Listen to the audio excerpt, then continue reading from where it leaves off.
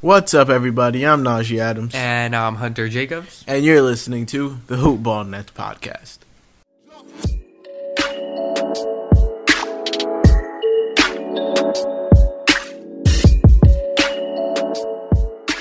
So, this episode, we're going to go over the Raptors game, the Knicks game. We're going to talk about whether or not it's time for the Nets to just officially tank, even though they're on a 2-game win streak.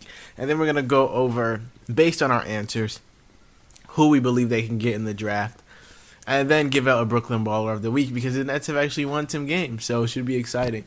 Before we get into things, make sure that you go subscribe to us on iTunes. You can look up Brooklyn Nets, Hoop-Ball, Hoopball Nets. All of those things work. Make sure to subscribe to us, leave a 5-star rating and a review. All reviews are getting read on the podcast. So if you want to get yours read, make sure to go leave one. Big shout out to Hawaiian Isles Kona Coffee Company. We last episode said Dan offered us the free samples. We got them.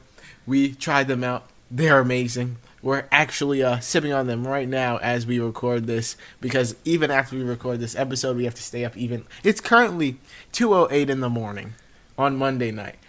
And we have an 8-page group project that we have not started yet. So after this, we have to do an 8-page paper due tomorrow at 7 p.m. And we have class at 9 a.m., so rough life. So we're going to be up for a very long time after this. So the coffee's guaranteed to get us through the night. So shout out to Hawaiian Isles Kona Coffee Company.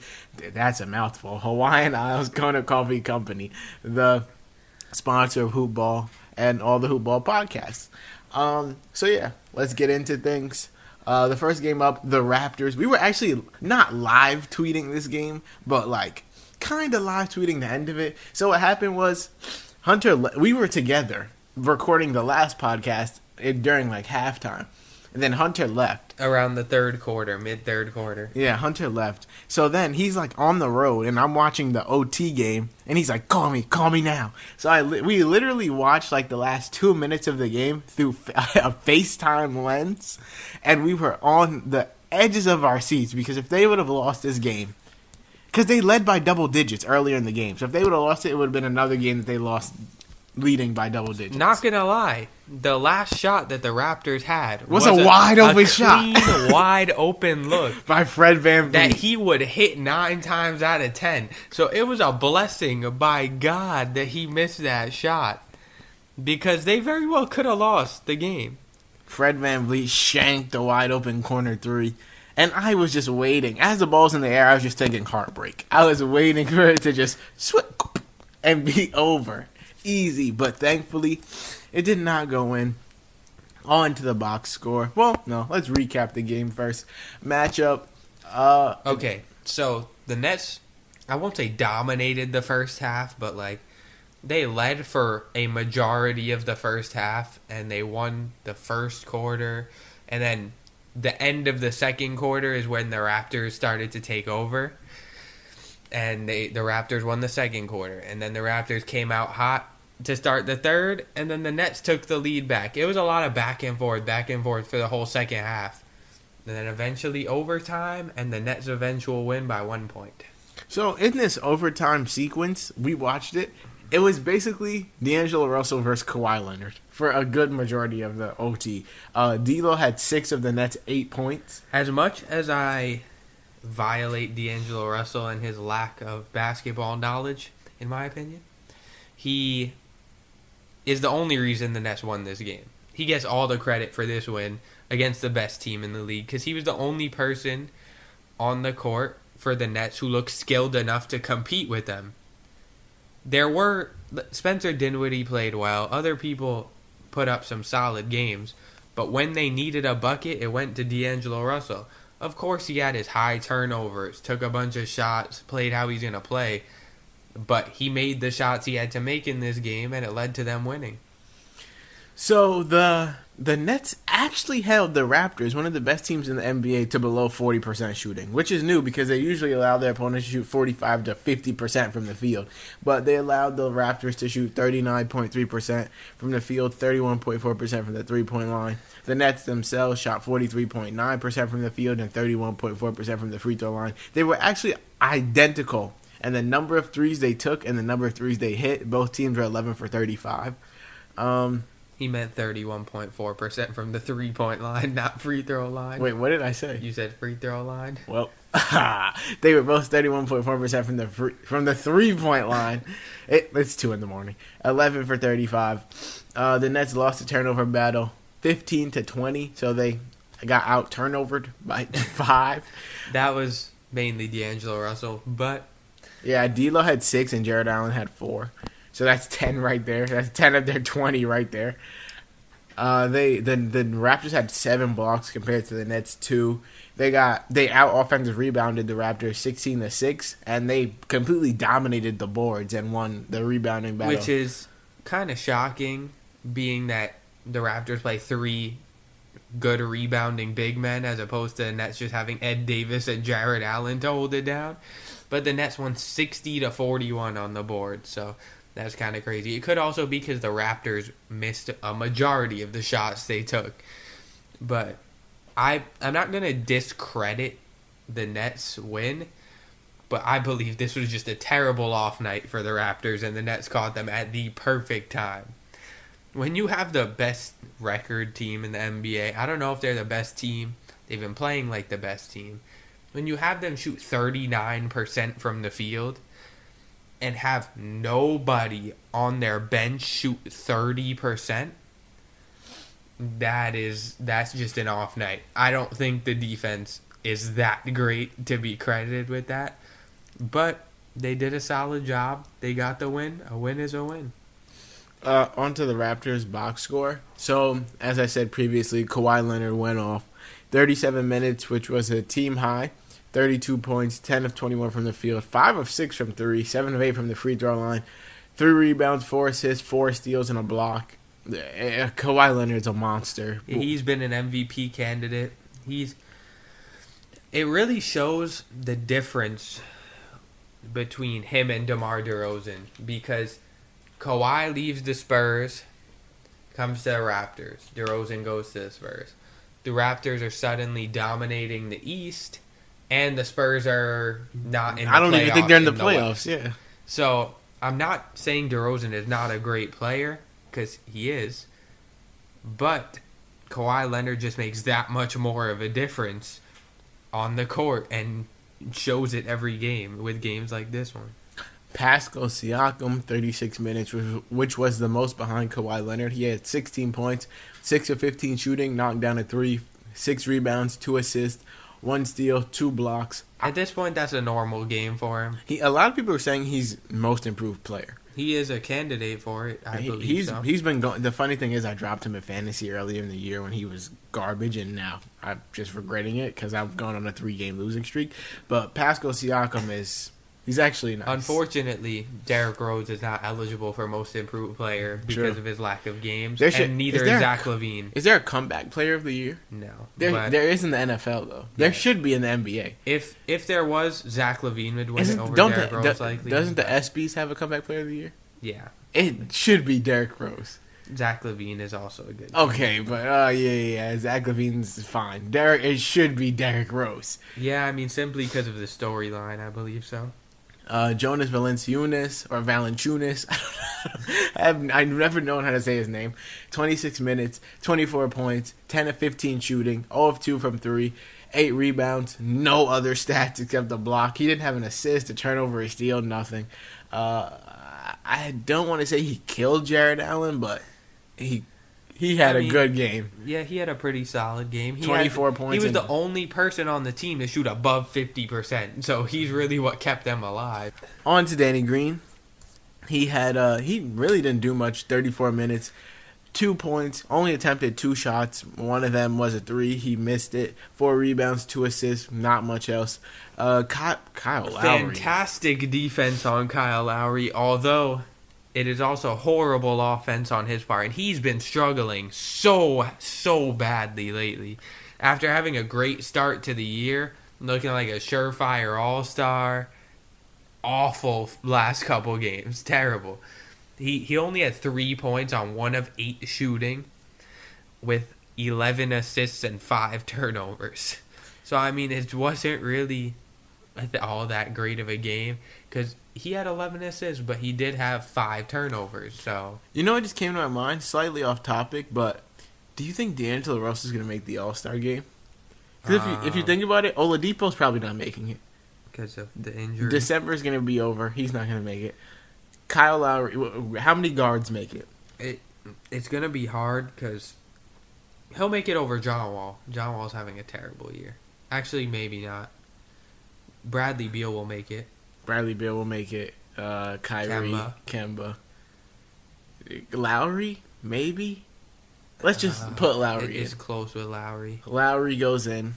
I mean, I don't think D'Angelo Russell gets it because you also have to take into account at this point that if you're good at Ben Simmons, obviously. Do they count him as a forward or a guard? Guard. He starts at the point guard. And Who else, though? That's 5. Who else? Bledsoe? No. Zach LaVine beats him. Yeah, I guess. Zach LaVine definitely beats him. And also, it is questionable about Bledsoe and Brogdon. Either one. No. I say they give it to They're D'Lo. second in the East. Okay, I don't care. They're not going to give it to 3 Nets. They're not going to give it to 3 Bucks. Brogdon's leading the league in catch and shoot threes. No having one an amazing cares. year. No one cares that Brogdon's leading the league in catch and shoot threes. But what are the Nets doing right How now? many guards make the All-Star game? 7? If 7 make the All-Star game, then D'Lo's an All-Star. It's subjective because the reserves can be whatever. So then I say he's an All-Star reserve. Easy. I don't think so. Easy. They're not realizing how many good forwards there are. Okay, we have Kawhi, Giannis. No one on the Sixers. No one on the Pacers. Jason Tatum's not making it. Embiid. Okay. Embiid's considered a Okay, forward. Embiid. You said Giannis? Yeah, I said Giannis. Blake, not Drummond. I don't think Drummond makes it. Blake will make it. Why'd you skip the Celtics? Who do you have other than Kyrie? If you don't think Jason Tatum makes the All-Star game Jason Tatum is not making the All-Star D'Angelo game. Russell, Okay, how much is he averaging right now? Jason Tatum? Yeah. Okay, forgive us, but we're gonna do some on the fly. I believe Jason Tatum's averaging 17 points. Some right now. on the fly looking up right here. Jason If Tatum. I had to guess, I'd say 17 points. Jason Tatum's averaging 16 and a half points. 16, 6, and 2 on 46% shooting, 43% in from 31 minutes. three. Okay. And how many times did he turn the ball over? Okay, they don't care. 1.5 They a don't game with a care when steal. they look at that. They don't care. Jason Tatum's not making the All-Star game. Is he an All-Star? Over D'Angelo Russell. Is he a better player than D'Angelo Russell? Yes. But is he making the All-Star game over him? No. Not really, a chance. That's really tough to Not me. a chance. That's tough to me. Nicholas Batum isn't making it. Nobody on the Magic. Nobody on the Heat. The Wizards. Beal. Okay. Nobody on the Heat. Josh Richardson's It's not making it. the All-Star game. Josh Richardson's averaging over 20 points a game. Josh Richardson's not making the All-Star game, I can tell you that much. Josh Richardson is averaging over 20 points a game. Josh Richardson 19.2. averaging 19, It was buddy. over 20. He went down to 19.2. With 41% shooting, 40% from 3, 2 turnovers a game. They're close. I'll give it a D-Lo in that. Yeah, I'm saying hold on. Let me look up what was the All-Star team last year. All-Star team. If you hear the clicking of the keyboard, it's because I'm typing right now. All-Star team 2018 East. It was hold on, the NBA All-Star roster. I just need to know how many people make it, and then we're good right here. LeBron James. Okay. Oh, it's not even split up into its teams. Okay, yes, but it's okay. You can know how many make it. Okay, so from the East, LeBron. No, just count total. Total, how many people make the game? 1, 2, 3, 4, 5, 6, 7, 8, 9, 10, 11, 12, 13, 14, 15, 16, 17, 18. Woo! Accidentally clicked off. Where was I? Start over. 1, 2, 3, 4, 5, 6, 7, 8, 9, 10, 11, 12, 13, 14, 15, 16, 17, 18, 19, 20, 21, 22, 23, 24, 28, 29, 30, 31, 32, 30. Well, they were all they got injured. So let's just say 30 people make it. Okay. How many reserves? 1, 2, 3, 4, 5, 6, 7, 8, 9, 10, 11, 12, 13, 14, 15. 15 reserves. Let's just say the 15 reserves.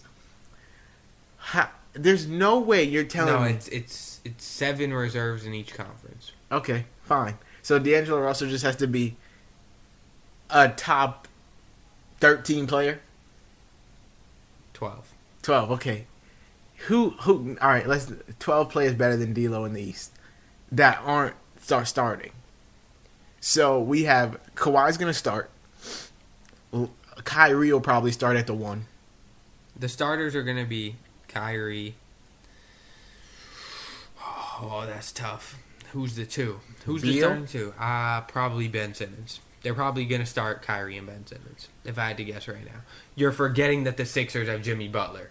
Dang, that's crazy. He's not making the That's All-Star crazy. I honestly did forget. That's the Sixers had Jimmy Butler. He's probably going to start at the 2. Crazy. Jimmy Butler's probably going to start at the 2. Okay. Unless they count him as a forward, then Ben Simmons probably starts. No. Let's say, dang, the Or Sixers. it could be Kyrie and Kemba. It's gonna have as the guards. Okay, yeah. Kyrie, Kemba, Giannis, Jimmy Butler, Kawhi. Oh, Giannis, Kawhi, and Embiid. Yeah, and then off the bench, Jimmy Butler, Kyle Lowry. That's 2. Jimmy Butler, Kyle Lowry. Oladipo's not making it. Blake Griffin. That's 3. So Drummond doesn't make it? Okay, let's just say Drummond. We're still at 4. Beal, Wall. Oh God, that's 6. And then no one else. No one else. Who? No one else. Who else? So you're gonna sit here and say Nikola Vucevic is not an all-star? He's an all-star this year. Aaron Gordon's not playing better than D'Angelo Russell? The Vucevic is though. That's 7, and he would need to be one of those 7. It's between D'Lo and Drummond. What's Drummond averaging? I really hate to burst your bubble, but if you think a third player on the Raptors is not getting Who on the Raptors deserves an all-star spot? It's the fact that Kawhi they're and number Lowry. 1. Who, they're gonna slap Danny Green in an all-star uniform? And you pick Danny Pascal Green over Siakam? Pascal? Yes. And No. Jonas Valanciunas? Jonas Valanciunas is not an all-star. What about Serge Ibaka? They've all been going off. They're all garbage. They're not all garbage, but they're not better than D'Lo. Okay. Drummond's averaging 8. Oh, he's averaging 18 and 15. Okay, yeah, he'll probably make the All-Star game. Look, D'Angelo Russell's close. He's not there yet. If one of them gets injured, he's a shoo-in. And you also forgot Zach LaVine. He's not making it. He's not making it. But that's tragic. But look, bottom line, Karis LeVert would have made it if he was healthy. That's the point I'm trying to get to right now. Okay, we still have until February. D'Lo could go off. Okay. Victor Oladipo could also come back, so there you go. So, it is basically D'Angelo Russell is for sure not making the All-Star game, is what I see at this point. And that I believe Karis LeVert would have if he didn't get hurt. And I said that from the beginning, my opinion. I also agree. We just got way off topic because that came to my head. We're at 18 minutes and we haven't even talked about the Knicks. So, we're gonna skim through the Nets box score versus the Raptors. Joe Harris. Okay, all I have to say is no one had a good performance except for D'Angelo Russell. Jared Allen had a double-double with 12 and 10. He had 4 defensive stats, 2 steals, 2 blocks. Other than that, Ed Davis had 15 rebounds with 1 point. There was a Karuk sighting for 13 minutes. He finally only played Dudley 11 minutes, as he should. That was the least amount of minutes of all the players that touched the court. So Yep. Spencer Dinwiddie had 17 on 17 shots, the D-Lo special, with 8 assists. And Alan Crabb, typical 3 for 9, 11 points. Rondae Hollis, more shots than points. D-Lo special, 11 points, 14 shots. Same with Joe Harris, 6 points, 8 shots. So the only person to highlight here is D-Lo, who had 29 points, 13 to 22 shooting, with 5 rebounds, 5 assists, and 6 turnovers. He also shot 2 of 6 from the 3-point line, 31 minutes. It was a great game by D'Lo. He won them the game, in all honesty. In OT, I think he was like 3 for 4. He did. He had ice in his veins. Fantastic game. Okay, moving on to one thing to note, no Shabazz Napier. Upsetting. Yeah, they didn't play Shabazz at all, but they won, so what can we really say? Upsetting. On to their game versus the Knicks. Complete domination. They got bodied in the fourth quarter, though. In the fourth quarter, it was. So the Knicks were showing signs of life in the fourth quarter. It looks as though they were going to come back mid-fourth quarter. So Kenny Atkinson says, let's put D'Angelo Russell back in the game. Because D'Lo is on the bench. This is the first thing that he told, because we alternate which one of us watches the games, and sometimes we watch them together. Hunter watched this game. And this is what the first I thing he told me was this. D'Angelo Russell steps back on the court, gets the ball at the top of the key, does a whole lot of dribbling, and literally just throws the ball straight at Mitchell Robinson. Like the laziest pass, while the Knicks have all the momentum, straight to Mitchell Robinson, and it leads to a Knox and one. So I would like to know, why does he not have a drive to win in certain games? Against the Raptors, it was all there. But then against the Knicks, he could care less if they came back.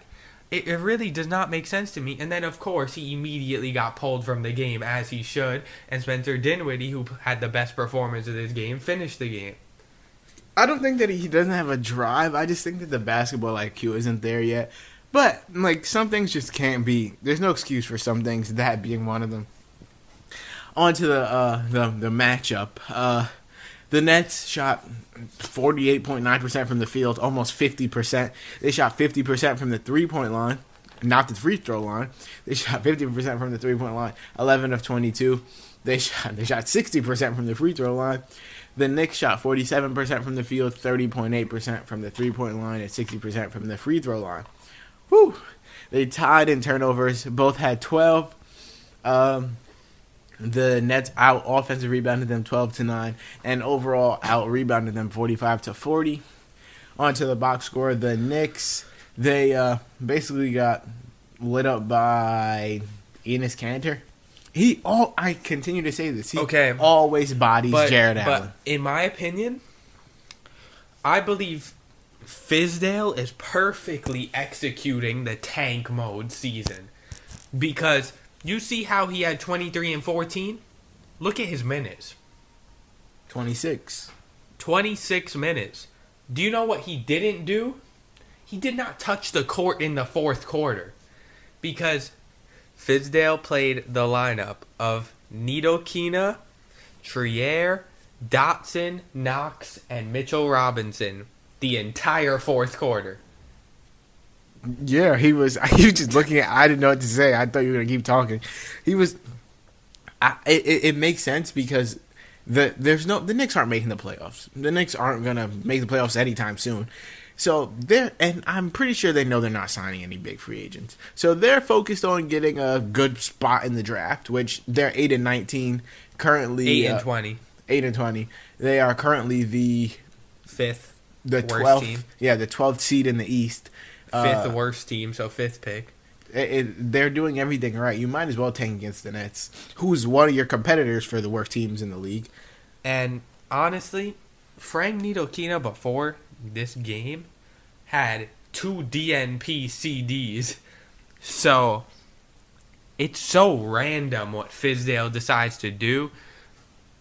No one will really see 30 minutes consistently. The best bet has actually been Damian Dotson to see these minutes. He's been eating. Although last game, Kevin Knox saw 41 minutes. So it's so random. But Trier also sees consistent minutes. He trusts him in the late game. And his method was that these were the guys that gave them the momentum to even have a possibility of coming back. So he wanted to ride them out and see if they could finish it, which did not happen. It's a lot like what Luke Walton does with the Lakers. If no one's noticed, because I watch a lot of Lakers games. I'm a Lakers fan. If no one knows, Luke Walton does the same thing. Whatever lineup, and he gets a lot of criticism for it. Whatever lineup brings them back, he keeps them in the game. With the exception of LeBron, of course. You're not going to keep LeBron out of the game. But everyone knows Lonzo's a better point guard than, let's say, Lance Stevenson. But if Lance Stevenson is a part of the unit that brings them back, you best believe Lonzo's going to sit on the bench for the last 8 minutes of the game. I don't know what type of philosophy of coaching that is, but in my opinion, I get it, momentum, but still, your best players are the ones that give you the best chance of winning the game. Kanter had 23 and 14 on 3 missed shots. And you're going to play Mitchell Robinson for the entire fourth quarter? It just does not make much sense to me, honestly. I understand you want to see him grow, but when you have a chance of winning a game, that is the clearest way to make it known that you're tanking. And I believe that they can actually finish worse than the Bulls when they get Chris Dunn and Bobby Portis back. And people think that Kristaps is going to come back this season. No way. And they could also finish worse than the Hawks now that John Collins is back. The Suns just play so poorly, but they have more talent now. The Hawks are also missing Taurean Prince. So. Yes. So, I mean, the Knicks have potential to actually be one of the worst teams in the league. Top three. There's not a chance they bring Kristaps back. There's no point. You might as well just let him sit out until next season. I mean, even if he comes back, he's not going to play any more than 15 minutes. So you might as well not bring him back. Runs these wild rotations, so he might as well start playing Ron Baker and let Tim Hardaway Jr. fake an injury or something. Because the way it's going right now, they should just tank even more than the Nets have a possibility of tanking. Like we said, Enes Kanter, 23 points, 13 shots, 10 of 13, 14 rebounds, 3 assists, no turnovers, and a steal. Damian Dotson, 12 points, 29 minutes, which is a team high.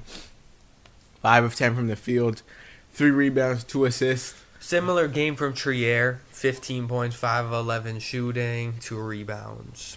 And the only other real noteworthy performance was Moutier, 13 points. 4 assists in his 25 minutes. I guess Hezonja played well. 12 points, 4 of 8 shooting, 5 rebounds in 26 minutes. Tim Hardaway Jr. was horrific. 27 points, 22 minutes, 2 of 12 from the field, 0 of 5 from 3, and he had a 1 in every other single category. 1 rebound, 1 assist, 1 turnover, 1 steal, 1 block. He did basically nothing. The Nets, Joe Harris, old reliable, 11 points, 4 of 9 from the field, 2 of 4 from the three-point line. Rondae Jefferson, 20 points, team high, 31 minutes, 7 of 14 from the field, 6 rebounds, 2 assists, 2 steals. Jared Allen, 14 points, 5 of 9 from the field, 4 of 4 from the free throw line, 12 rebounds, and nothing else. 2 Alan blocks. Crabb delivered one of his random gems. 17 points, 6 of 9 shooting, 5 of 5 from 3 with 4 rebounds, 2 assists, and a steal. D'Angelo Russell delivered a D-Lo special. D-Lo special with 9 points, 4 of 14 shooting.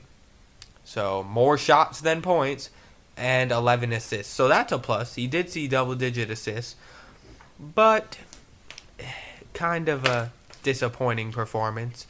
Spencer Dinwiddie was the MVP of this game. 25 points, 10 of 17 shooting, with 3 rebounds, 6 assists, and a steal. No one else really had a noteworthy performance. I mean, Dudley only saw 7 minutes, so that's a plus. It's going down every game. Karuk's minutes are going up. He got 12 minutes again, although he did not do much with his minutes. And no Shabazz Napier. Since we're speaking of tanking and the Knicks tanking, let me ask you, do you think, even though the Nets are on a 2-game win streak, do you think that the Nets should just sell out and tank for the rest of the season? I honestly can't answer that yet because I believe you need to ride out the next 10 games or so. So let me bring up the Nets' next 10 games. So the Nets play the 76ers, the Wizards. We'll do it like this. The 76ers, that's a loss. Loss. 0-1. The Wizards. Win. That's 1-1. Okay. The Sixers was on the road. The Wizards are at home. Mm-hmm. The Hawks at home, win. Mm-hmm. 2-1. The Lakers at home, likely a loss. 2-2. The Bulls on the road, still likely a win. 3-2. The Pacers at home, that can go either way. I believe they're capable of beating the Pacers, but I'll give them the L on that one. 3-3. The Suns at home, that's a win. 4-3. The Hornets at home, that's a win. 5-3. The Hornets on the road, I think that's still a win. 6-3. I don't have a lot of faith discounting in the Hornets here. And then they play the Bucks on the road, 6-4. So 6-4 brings them at 16-22. That would still keep them competitive for the 8th seed. as the Magic will likely have a record somewhere around there. So then the only other teams they're fighting with are the Heat and the Wizards. So I don't think it's time to tank yet. I believe they need to, until it's out of reach, until they're like 5+ games out of the 8th seed, I think that's when you start thinking about it. Because what they have to remember is Karis LeVert is coming back in February. If they could keep it within 3 or 4 games, Karis LeVert comes back, they start winning again, they're in the playoffs. Do I think they should tank? I agree with Hunter. I don't think it's possible to know yet, but I believe if say these next 10 games go horribly. Say they go like 2-8. Then you might as well just sell out, tank.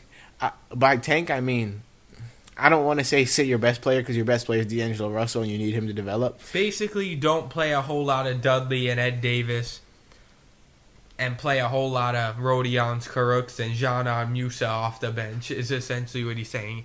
Trade DeMarais Carroll. Trade Allen Crabbe if you can. That's really going to be what it comes down to. Because if you can get rid of DeMarais Carroll, because he's not serving a great purpose on the team right now, he can do better somewhere else and help another team win. It's unfair to him to be in this situation right now. Joe Harris, you might even consider trading him. And then Dudley, Fareed, just sit them. Ed Davis.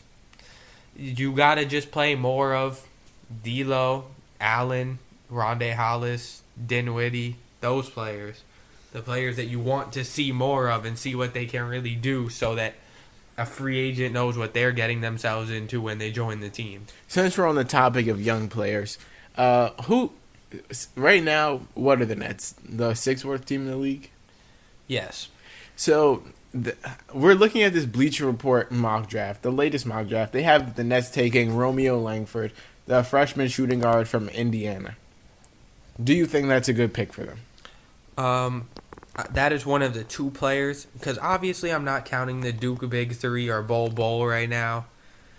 I think they should take Shamori Ponds. Oh yeah, I was gonna say that too. Honestly, we both go to we're St. biased. John's. Yeah, we both we're go to biased, St. John's so. if you don't know. And Shamori Ponds has been an absolute monster this season. He will get picked near the end of the first round. If the Nets had a late, do the Nets have I don't think they have a late round pick. No, but if they somehow trade up from their late second they to a should late take first, Shamori. Early second to late first, I do believe Shamori Ponds Trade should be a good option. A backcourt of Dinwiddie, of Shamori and D'Lo. That's crazy. That's buckets. Yeah. That's So horrible. That's horrible shooting percentage, but that's buckets. And you're just going to get rid of Karis LeVert like that? Dang, I forgot. Karis played at 3. Or Shamori off the bench. Karis played at 3. Nah, Shamori off the bench. But I actually do believe there's a better option for them to pick. Although Romeo Langford is a sharpshooter, will provide them better consistency than Allen Crabbe and DeMarais Carroll, hopefully, if they pick him.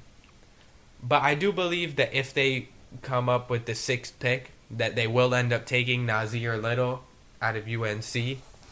He's a small forward.